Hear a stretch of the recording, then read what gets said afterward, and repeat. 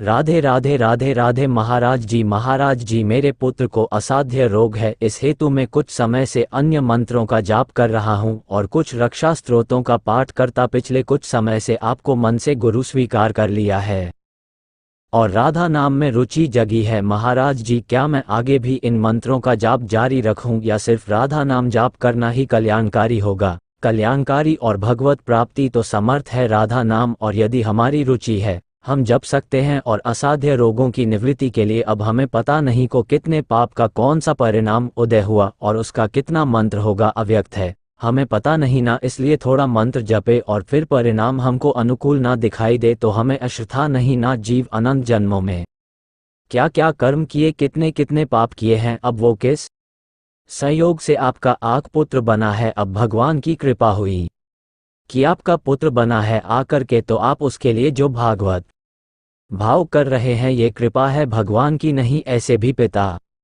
का पुत्र हो सकता था जो अनादर कर देता, जो उसकी ऐसी स्थिति में उसका साथ ना देता, तो कम से कम भगवान ने आपको उसका पिता बनाया कि आप भागवत दान कर रहे हैं नाम जप करके मंत्र पर। आपके लिए हम ये कह रहे कि उसके सुधार ना होने पर कितना है इसका पता नहीं है, उसका प्रारब्ध कितना है और हमारा जाप कितना है। उस जब सकौम में आते हैं तब उसका अनुष्ठान पूरा करना होता है, जैसे उसका पाप है 100 ग्राम और हमारा भजन है 1 ग्राम, तो लाभ हमको दिखाई नहीं देगा। यद्यपि लाभ हुआ है 1 ग्राम, उसका पाप कम हुआ है पर हमें लाभ नहीं मिलेगा। जैसे कई दिन के हम भूखे हो और 1 कवल पावे तो हमारी भूख में 1 कवल जाकर कम तो किया, लेकिन हमें अनुभव में नहीं आएगा जब तक वो हम आधा पेट नहीं होंगे, तब तक मुझे अनुभव नहीं आया। आधा पेट होने पर लगा आहा अब स्वाद आएगा। ऐसे ही उस जगह हमारा पाप इतनी सीमा का और उसी सीमा का भजन, तो तत्काल परिवर्तन शुरू हो जाएगा। पर अब उस अव्यक्त है वो प्रारब्ध है, वो हमारी समझ में नहीं आ रहा कि कितना है, इसलिए हमें नाम जप करते हुए अंदर से भाव करने की प्रभु मैं इस जीवात्मा को नाम जप दे रहा हूँ, इसका जैसे मंगल हो, इसका जैसे मंगल, ये छूट दे दीजिए, ये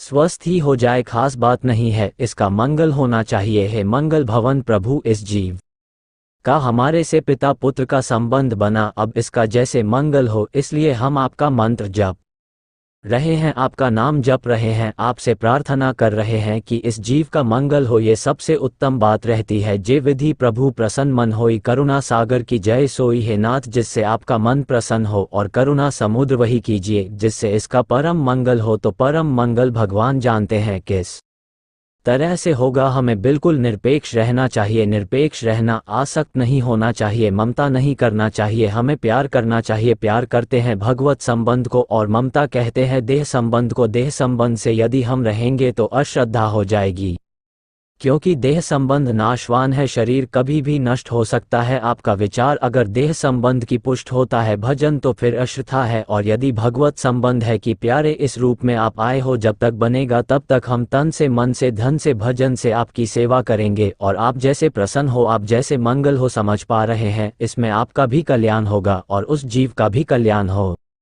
जाएगा। जो अल्प बुद्धि वाले लोग भक्ति मार्ग में जहाँ कदम रखते हो, सत्संग सही ना मिल पाया, तो फिर उनकी अशरात है कि हमको इतने दिन करते हुआ दुख पर दुख आता जा रहा है, प्रतिकूलता आती जा रही, भक्ति से क्या मिला? तुम्हारी पीछे की फसल अब भोगनी पड़ रही, और यह फसल तुम्हारी नवीन है जो आगे तुम्हें आनंद देने वाली। इस पर अश्रद्धा मत करो। वर्तमान के जो बोए हुए सदाचरण है, जो सदचिंतन है, जो सद्भक्ति है, ये कभी व्यर्थ नहीं हो सकती। जब असद आचरण पापा आचरण व्यर्थ नहीं हुए, वो भोगने पड़ रहे, तो सदाचरण व्यर्थ कैसे हो जाएंगे? तो हमको और सदाचरण बढ़ाना चाहिए, पर अल्पज्ञ होता के कारण, पूरा ज्ञान ना होने के कारण वो लोग भक्ति से विमुख हो जाते हैं और फिर भटक जाते हैं, फिर अन्य कार्यों में लग जाते हैं, फिर वह कई तरह से मतलब परेशान। जैसे हमने कहा कि किसी भी भूत प्रेत आदि की किसी की ताकत नहीं है कि आपको कष्ट दे सके, जब तक आपका कर्म आपको कष्ट देने के लिए लागू नहीं होगा। और जब कर्म लागू हो गया, अब वो भूत बन लागू होता है, या एक्सीडेंट बन जाता है, या रोग बन जाता है, या पिटाई करवा देता है, या दुश्मनी बन जाता है, या षड्यंत्र बन जाता है। आप बिल्कुल निर्दोष हो पर आपको दंड मिलेगा वर्तमान में।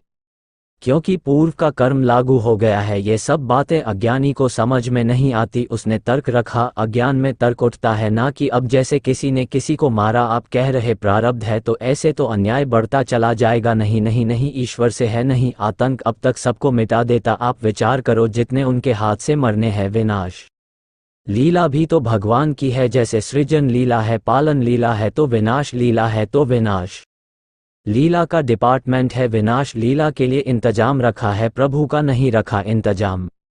विनाश लीला के ही तो है असाध्य रोग, नाना प्रकार की जो कष्ट की प्रवृत्तियां हैं। अब देखो, एक आया था विनाश लीला का कोरोना, अब हर देश में लाखों को लगा दिया, लगा दिया। अब उसको कैसे रोक सकते हो तुम? अब आया विनाश लीला का प्रारब्ध, तो एक रोग आया और ऐसे मुश्किल कोई बचा होगा? हाँ, प्रकृति का हर दंड शरीर को भोगना पड़ता है, जो हमने कर्म किए हैं। देखो, इसी प्रकृति में कर्म का परिणाम भोगने के लिए हमारा शरीर रचा गया है। अब इसमें जब हम चाहते हैं कि दुख कभी ना आवे तो दुख देखो आ रहा है, जबरदस्ती हमें भोगना पड़ रहा है। इसका मतलब मेरा कोई कर्म है, कोई ऐसे दुख नहीं दे सकता प्यारे, कभी नहीं दे सकता। हमारा कर्म ही उसकी बुद्धि में बैठता है, जाकर वही दुख हमें देता है। तो अब कर्म का नाश करना बड़ा कठिन होता है। कर्म हो जाना ये तो सहज होता है, लेकिन उसका नाश करना बड़ा कठिन होता है। एक कर्म जैसे लोग कहते हैं कि इतना कष्ट भोगना पड़ेगा। भैया, एक कर्म का फल, आप अभी यहाँ किसी के जान से मारने की चेष्टा कीजिए या किसी के साथ गलत आचरण करने की चेष्टा कीजिए। अब उसका होगा कि डंडा चलेगा, पुलिस का थाने जाओगे, हथकड़ी पड़ेगी, मुकदमा चलेगा, साल 6 महीना जितने दिन, फिर सजा होगी। हाँ, फिर सजा होगी, और इसके बाद जुड़वाना भी हो सकता है, जुड़वाना भी हो सकता है। अब आप विचार करो, कहते एक इतनी 10 मिनट की बात के लिए इतनी बड़ी सजा, तो ऐसे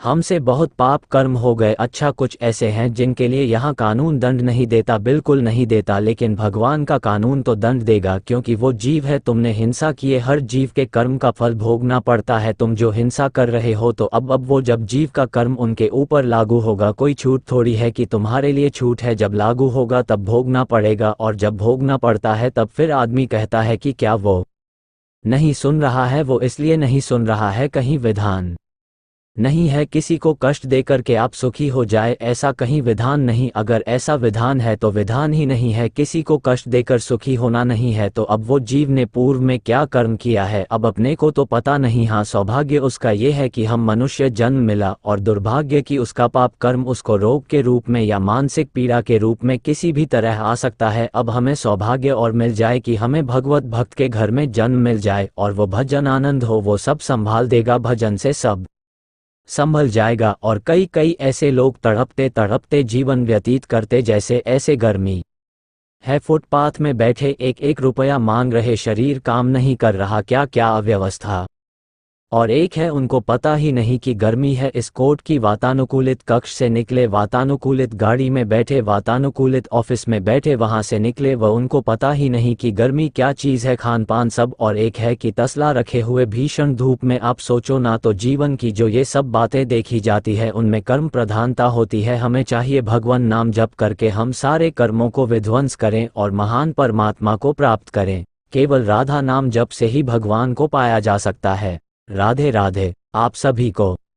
इस वीडियो को लाइक करें, हमारे चैनल को सब्सक्राइब कर बेल आइकन जरूर प्रेस करें।